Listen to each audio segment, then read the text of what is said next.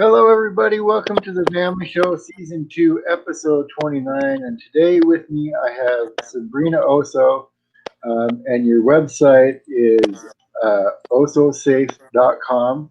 And I have to say, first of all, I looked at and saw that you had a YouTube video up of the app. I don't know if you still have that app, but it was such an interesting thing. And if you do still have that app, I'd love you to talk about it because a lot of the people that watch and listen to me are people that are traveling and might be traveling alone. So the way that your app works looked really interesting to me. Sure. Yes, the also mobile app. It has the capability to detect violent-like movements and captures them in real time, issuing alerts either via email, text, or by push notification, in which you will receive a 30-second video of the actual violent-like movement. I'm having it updated as we speak to add better features and everything, but I'm looking to make this kind of like a standard condition of residency where it detects violent like movements and it'll have many applications, especially anyone that has children, uh, like for example agencies that hire nannies or home health aides for their loved ones, like their Mm-hmm. senior loved ones. So it has many applications, and basically to keep you safe and to have a way of recording. Look, I have it on tape. I have it recorded that you just beat the crap out of her, or she Right, beat the crap out of you, or so on right. and so forth. And I kind of want to get into that too. Is a lot of people it isn't as well known, and you at least mention it in your stats, but the and you like to call it home violence and not domestic violence as well. There's violence that goes on against from women against men as well, and it's really hard for men because it's like it's hard for them to go talk to anybody about it because it's like, well, are you a wimp? Like you're gonna tell on her because she's beating you up? She's a girl. Who cares if she's beating you up? And that's almost kind of the attitude of it. And so I'm happy that you at least mention it. And the other statistics you mentioned are kind of crazy. And if you want to go over that, you can.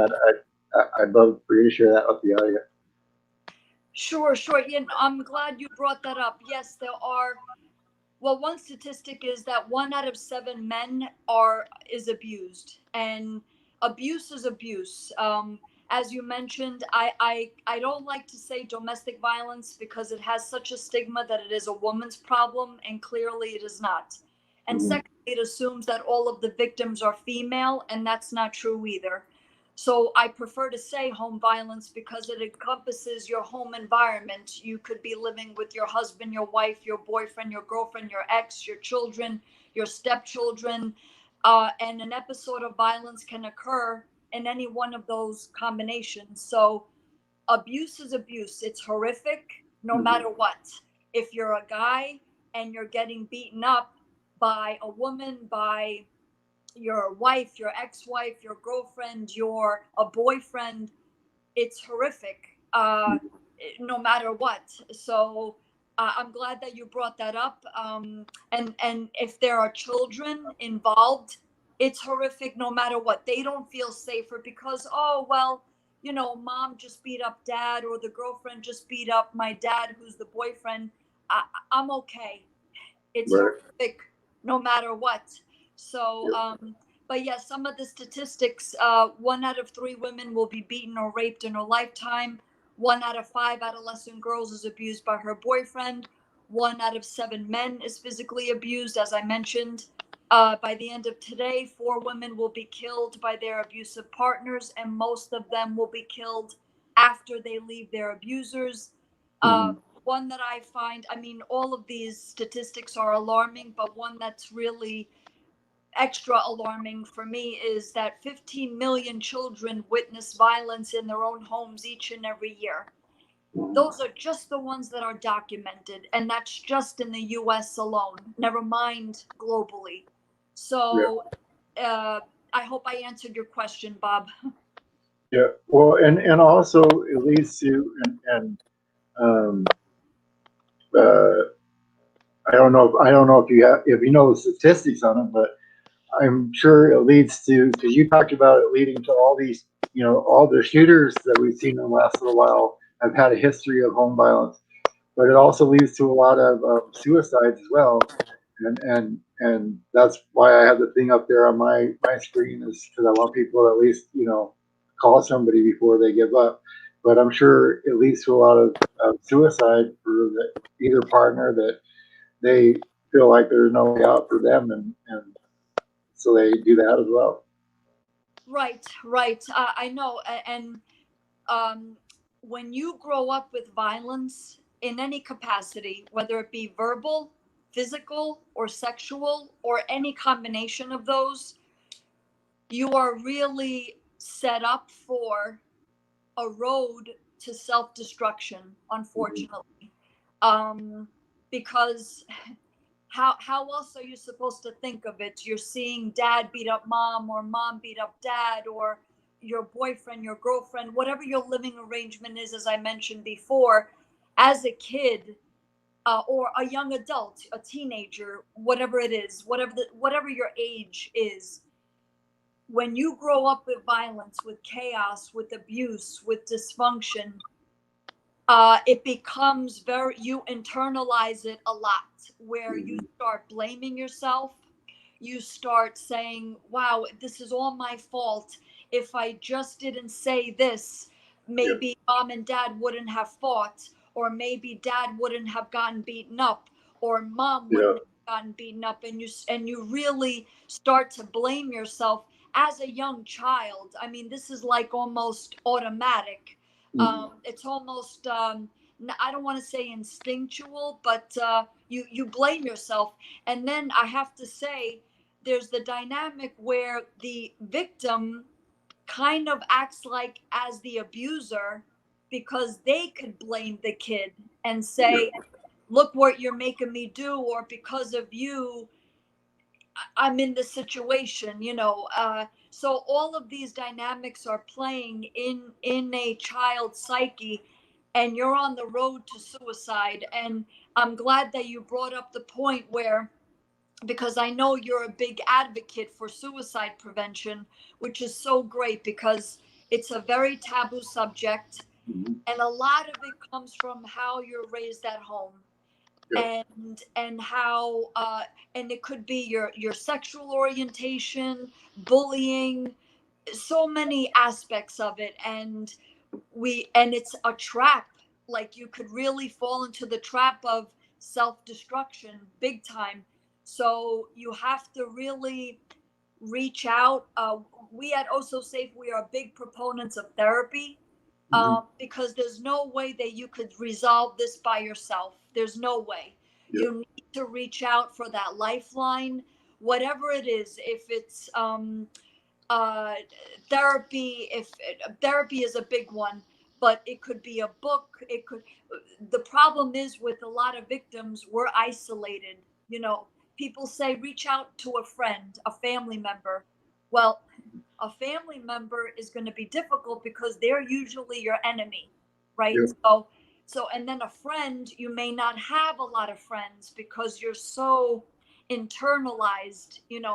So I like to say, that if you have a book, if you have anyone that you can talk to, even a little bit, that you feel in your gut you can trust, even just a little bit, that can make all the difference.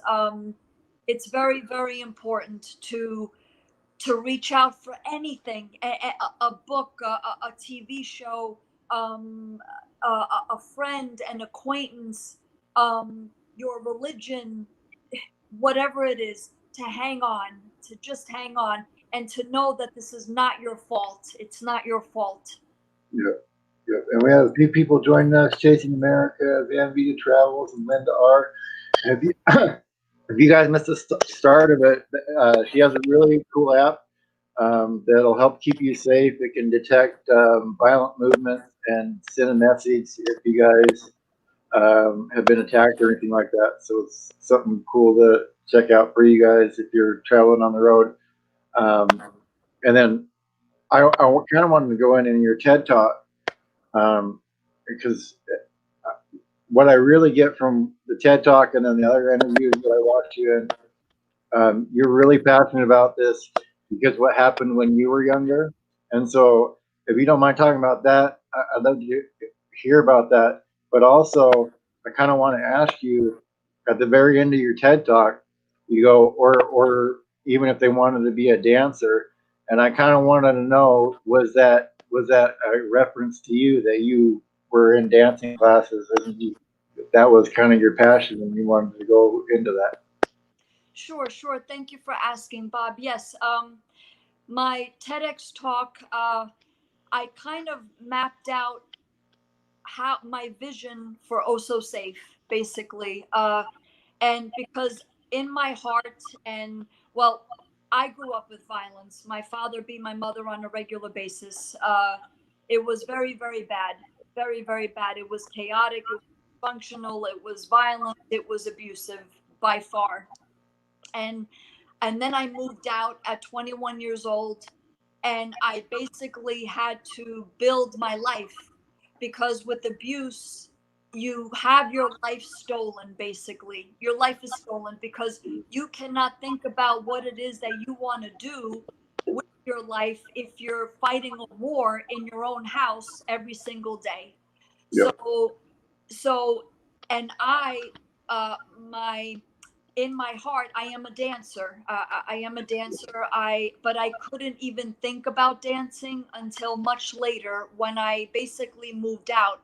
um, I had I had the passion was there, but in my house there was no way that I could even approach dance. No one would be able to take me. um, I couldn't talk about it. I couldn't. I mean, it was just not even allowed to even talk about it or even think about it. So I had to put it on the back burner, on the way back burner. But actually, Oh So Safe started out as a one-woman show because I started dancing so late. But I took teachers that really accelerated me, where I just went on the fast track and I was auditioning like crazy in New York City. I took the best teachers, the best classes with the best teachers to kind of make up for the time lost, right? And I worked my butt off to get there. And but I am a dancer. I it's in my heart. So and it started out Oh So Safe, my company, as a one woman show. And I did a lot of research for that one woman show. And I realized, wow, this is a big problem. It's a big, big problem. And and I wanted to educate people in a way that's never been done before by combining education and technology to make this happen and to really make a difference in people's lives. And circling back to the TEDx talk, I feel like residency is where it's at. Uh, if your home is not safe, nothing else is going to be safe. Not Yeah. schools, not universities, not workplaces, not public places like malls, like movie theaters, not shopping malls. It all starts in the home. It all starts in the home. And a lot of these school shooters, if you trace back to their history, they have violence. They have a lot of violence that builds and builds and builds, and then they take it out on their teachers, on their fellow, on their well, their other students and other professors, and they had an ex-girlfriend that broke up with them. So, and then they go on a shooting spree. Yeah. It all starts in the home. And with my TEDx talk, I used it as a platform to kind of really get people to think differently about home violence. Because if we make home safe, if we make this a standard condition of residency, I think our world would be much, much different. I think it would be as well. And you were talking uh, on there about um, teaching in school, like signs and stuff that we should have to learn signs of partners that may be abusive. Is there some that you can share with us right now that are signs we should look out for? Sure, like warning signs, you're saying? Yeah, yeah. Yes, absolutely.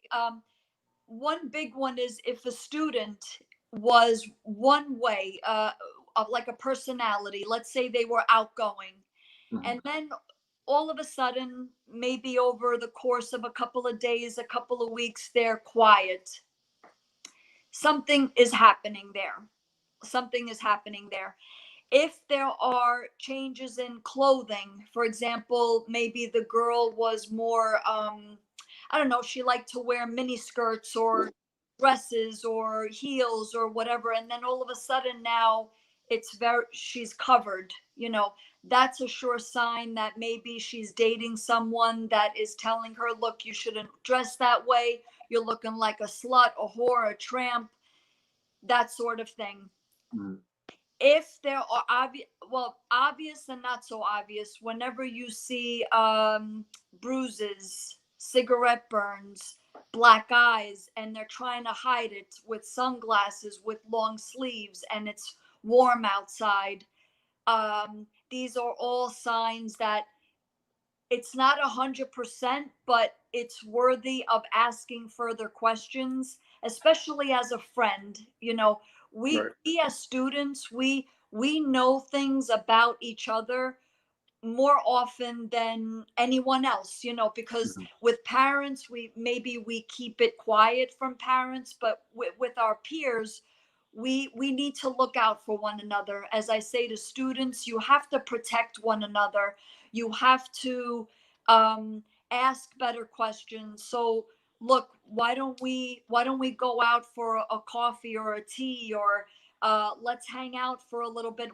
And as students, you have to care about each other.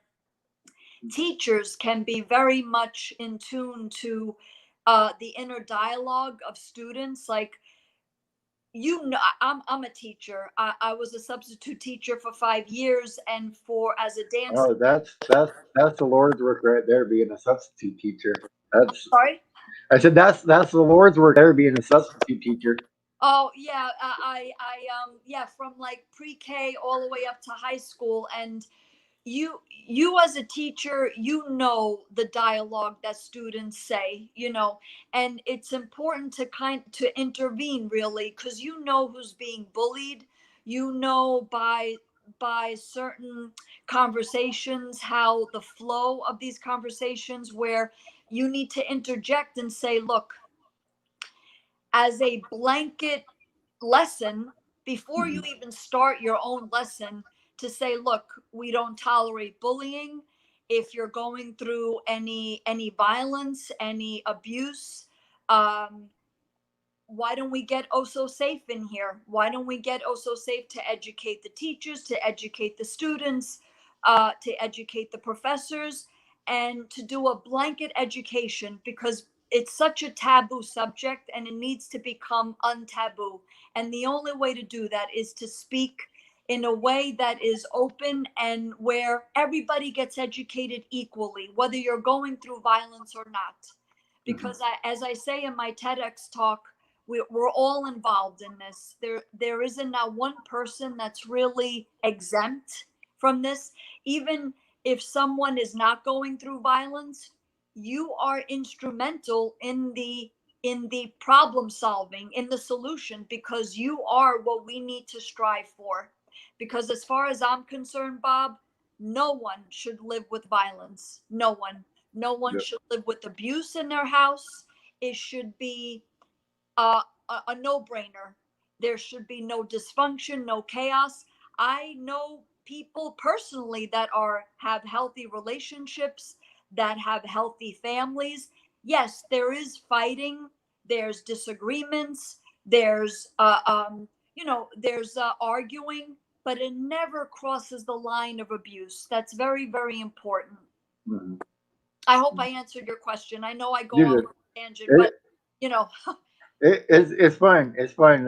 You're sharing information, and somebody out there, uh, you know, would probably benefit from hearing it.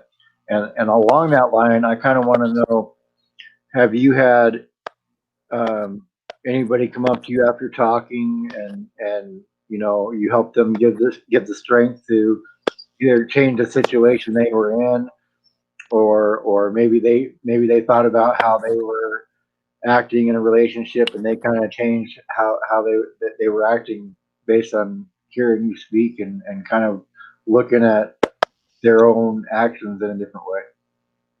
Yes, I get that. In fact, at my TEDx talk, I had several people come up to me because I speak about agencies like child protection service agencies. And mind you, I respect all of them. Like I respect all the nonprofits, the agencies.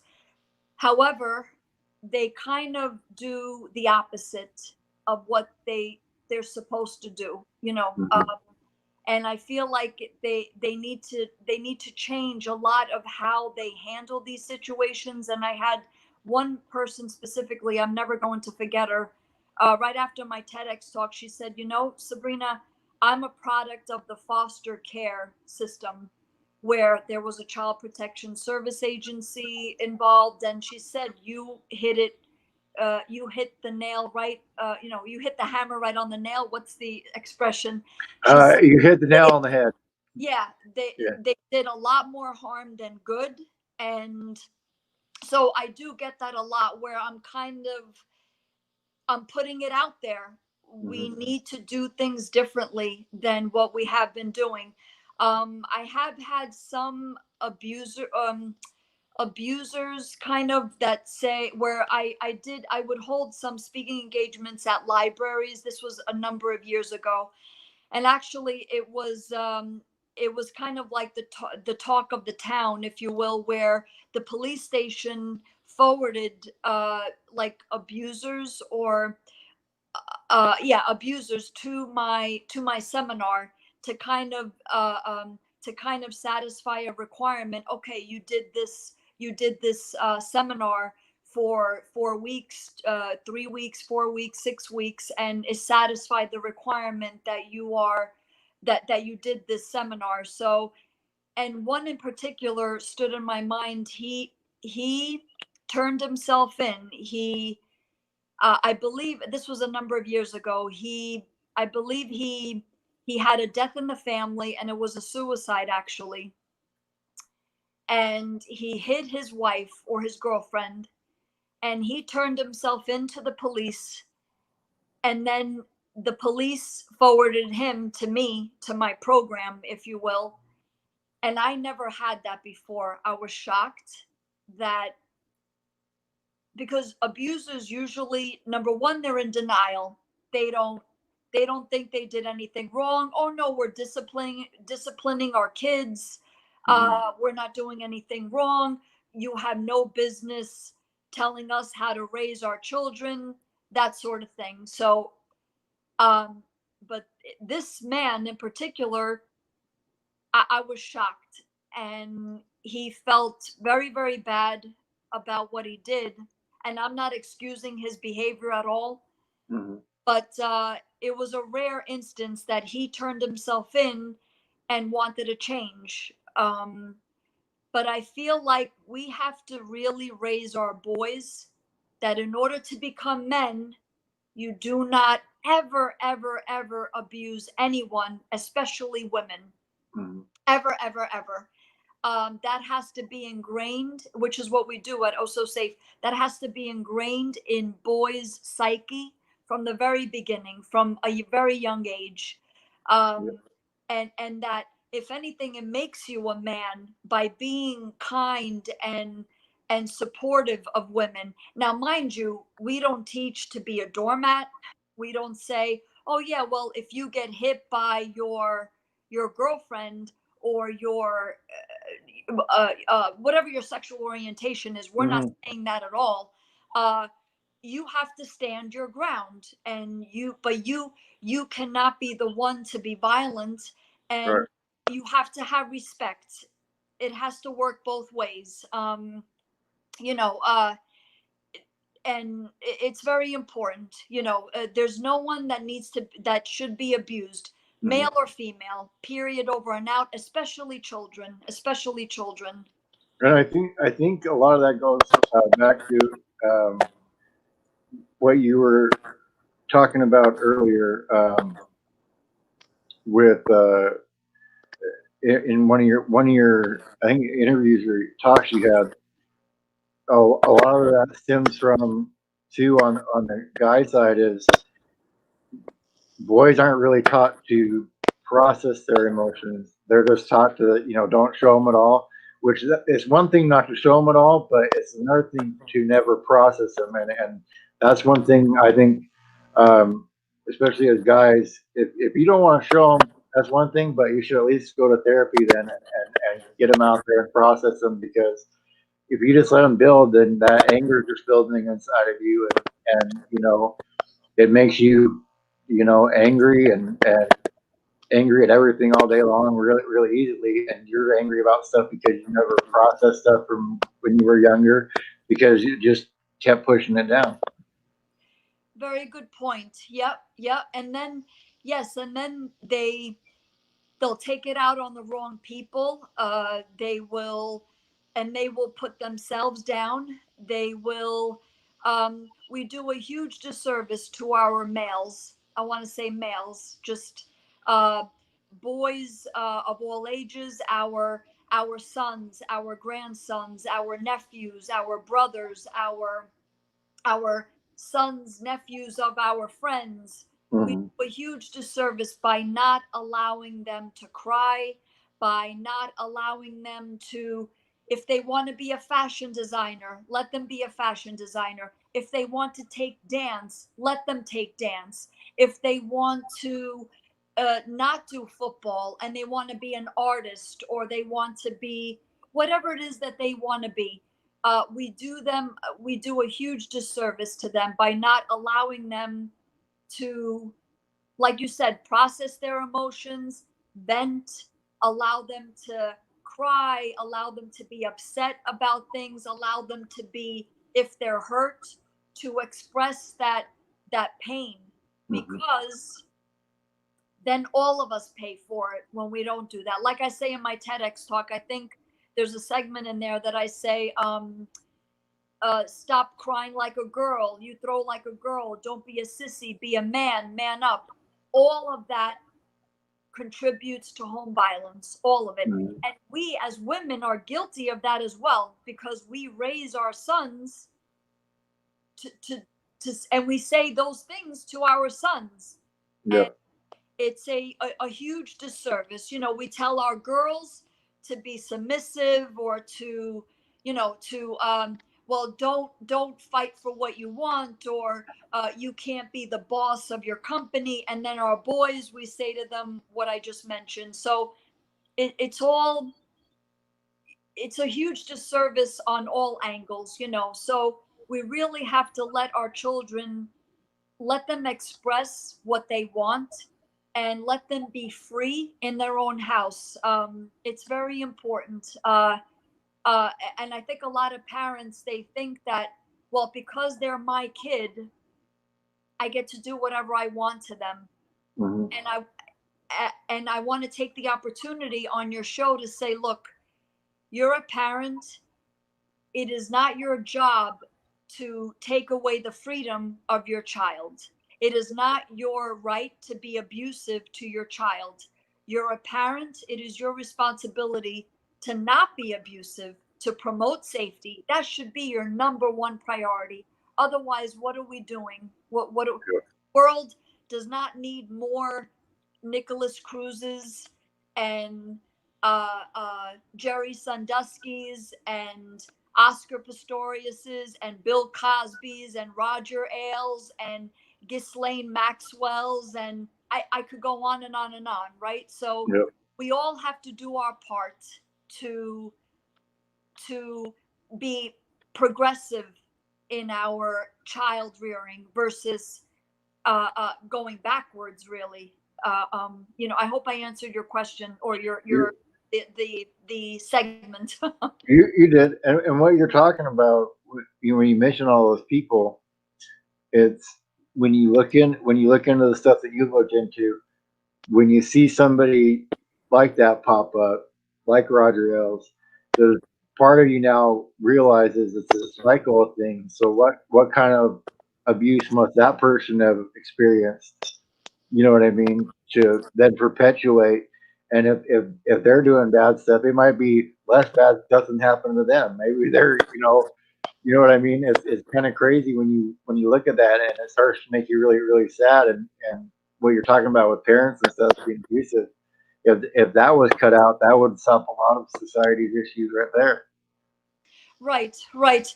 Um, I feel like with men, um, I mean, the more I do this work, there's so many dynamics that are at play here. So many. Uh, for example, Bill Cosby, or you could take, I guess, a Roger Ailes. I don't know if they were abused as a child. I'm not sure. I don't, and you have to forgive me because I'm not 100% sure. But they were definitely ingrained from a young age that women are commodities, objects, and products. Yep. That females are commodities, objects, and products. They are things to get. And you can do anything and everything to them, and you're not doing anything wrong. Now, it could be that maybe the Bill Cosbys or the Roger Ailes, or maybe some of those types of men were abused as children, where maybe they were sexually abused as children. So they, in turn, grow up to become sexual abusers themselves. Mm-hmm. But I feel like with men, it could either be, for example, in my family, my uncle and this was in Italy, because I'm Italian. I'm full-blooded Italian. Both of my parents were born and raised in Italy. My mother had a brother that abused all the girls, and he was never abused. I know that for a fact. But he grew up, his parents taught him girls they need to be beaten. If they don't eat, if they don't do what you tell them to do, they got to be beaten. And he was free to do whatever he wanted. Um, and I'm sure it was ingrained. This is my uncle. It was ingrained in his psyche that, well, you're a guy, you have to be the authoritative one, and so maybe he did cry. I'm sure he did cry as a young boy, but he wasn't allowed to show those tears. Mm-hmm. It was seen as well, you don't want to be a girl, that's weak, that you're inferior. So I think a lot of dynamics come into play, when it comes to tracing back to why someone abuses, um, and how they grew up. But it all stems from how they grew up, whether they were abused, whether they were their manhood was how do you say, stressed, where don't be Right. a girl, um, or a combination of both. Same thing with girls. Same thing with girls. I mean, there's so many dynamics that it's a big spectrum abuse. Something that I'm finding is um, people that there are people that homeschool their children, and that's fine. But I know of people that do that to isolate their children. Mm-hmm. So that's a form of abuse in a way. Like if you're homeschooling your kid, like right now, I mean, everybody's getting homeschooled, right? Because Right. of COVID, right? So I'm not Right. talking about that. But I've come across people where they don't allow their children to go to school. And usually it's performers, like either they're singers, actors, dancers. So, and they're performing. They're not isolated. They're performing. They have shows. Right. But I know of some families that do that, and they don't let their kids outside. They don't let their kids experience the world, and they're isolating them. And that's kind of like a form of abuse in a way, you know. So, Right. like I said, it's a big spectrum. The more I do this work, the more it's not, it's a big spectrum. That's all Right. I'll say, you know. There's more gray and less black and white, um, and and it it's such a large spectrum, of different types of abuse that can happen in the home as well. Um, so I think it's really awesome that you're going after and tackling these subjects and sharing with people. Thank you, Bob. I mean, don't get me wrong. Abuse is abuse. That is black and white. There are you, and this is what we teach at Also Safe. There is no gray. Mm-hmm. There is abuse where no, this is not discipline. Discipline instills education, and abuse instills fear. So if your children are afraid in their own home, well, you're not disciplining them. You're abusing them. Whereas discipline, they know they're being educated. They know that they're loved. They know what they did wrong, and they know that their family still loves them. There's a big difference, you know. Mm-hmm. So, I just wanted to make that clear. Oh no, I just meant bigger gray area in people's backgrounds Right, from after studying stuff. Yeah, right, not a right, not a gray area in what's abuse or not for sure. right. Right. Um, and all your stuff's on ososafe.com. You can check it all out there.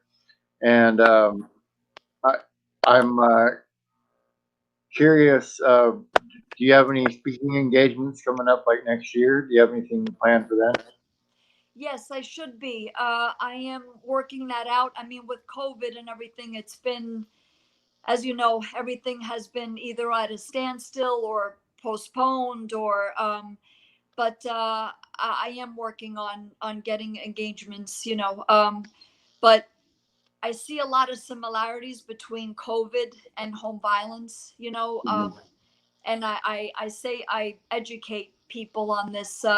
You know how everyone's feeling uncertain, and they're scared, and everybody's inside, and everything is very up in the air.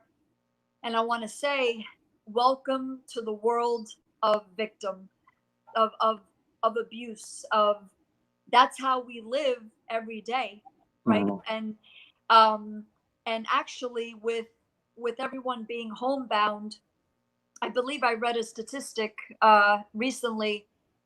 Home violence calls are up 86%. I, Wow. if I'm not mistaken, due to COVID, due to everybody being homebound, which is absolutely I mean, it was alarming before, never mind now, which is why what I'm doing, making homes safe, you make it a standard condition of residency Mm-hmm. where everybody gets educated, everybody signs a policy. We're introducing the Also Safe Home Sweet Home package for landlords, property owners, property managers, where regardless of whether you're going through violence or not, everyone gets educated, everyone signs a policy, and then there's the technology that's installed, and it makes you and your building Also Safe certified. Mm-hmm. We're introducing this into the real estate industry, actually. That's awesome to hear. And the app, if people want it, it's on Google and the Apple Store, correct? Correct, it is. Yes, it's a free download, and then, but then the installation, that is a I would have to talk to whoever's interested in order to explain further how it would work. But it's Okay. basically like an installation fee and then a monthly monitoring fee, which is pretty reasonable. But the app download is free. Right, right. And like I said, I checked it out on your YouTube the app and how it works, and it's a pretty cool thing how it can detect if somebody's trying to do something to you and send messages and all that stuff. It was a really cool idea that you came up with, and I want all you guys to go check that out for sure. Is there anything that you want to leave people with if they're having trouble at home or anything like that? Places that they can go either nationally or places they can look locally for resources. I'm sorry, Bob, say that last part again. Any places nationally that people can call or different resources people can use if they're having trouble at home? Yes. I mean, there's the National Domestic Violence Hotline. There is RAIN, RAINN, that is for rape and incest. There is, I mean, shelters and nonprofits that deal with domestic violence. They are taking calls. They're definitely active. I mean, I believe their staff is kind of, they are on call for sure. The thing is, with Osso Safe, with my company, we are more on the preventative side. So that way, because once the cops show up at your residence, it's almost too late. So what we do is more on the preventative side, where we do the education, we do we install the technology, we have one reinforces the other, so that way these instances happen a lot less. Because like I said, no one should live with abuse, no one should live with violence. Um, Pornography is a big contributor to violence, going back to men, like, or boys, that's another way that we do a huge disservice to them, I would say. So but going back to the hotlines, the ones that I mentioned are definitely active, and but I feel like people need to know that this is unacceptable, and it has to become a standard condition of residency by far, all around. And with Osso Safe, I feel like we are working very hard to make that happen, especially for children. The children are so vulnerable, and they're at the mercy of their parents, right? So if they have abusive parents, abusive situations, what do they do? What do they do? Yep, I agree 100%. And I appreciate you being here with me today. Stick with me for 1 minute. I'm gonna say goodbye to these guys.